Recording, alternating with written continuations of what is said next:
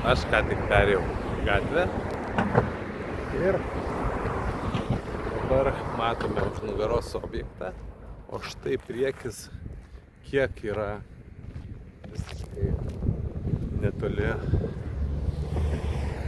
iki jūros ir čia bus įrengta infrastruktūra.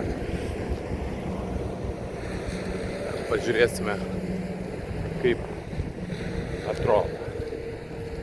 Tai žingsniuojam iki jūros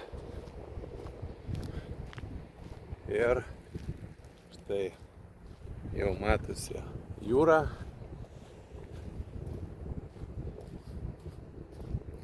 Matosi visai šalia krantinė. Šiuo metu Kipre taip yra padaryta, vieša erdvė, atvažiuoja žmonės, kas nori pasidaryti pikniką. Va. Ir yra, matome, nuosavų namų kvartalas.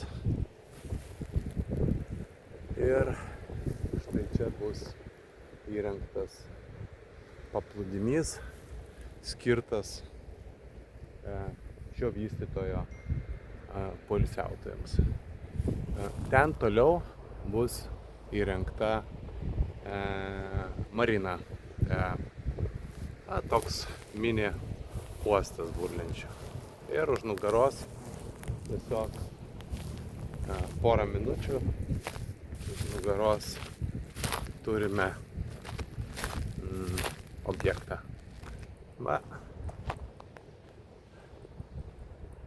Štai čia. Štai čia.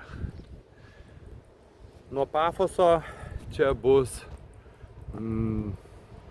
gal kokie 5-6 kilometrai, bet važiuoja miesto autobusas, žodžiu, visa infrastruktūra yra.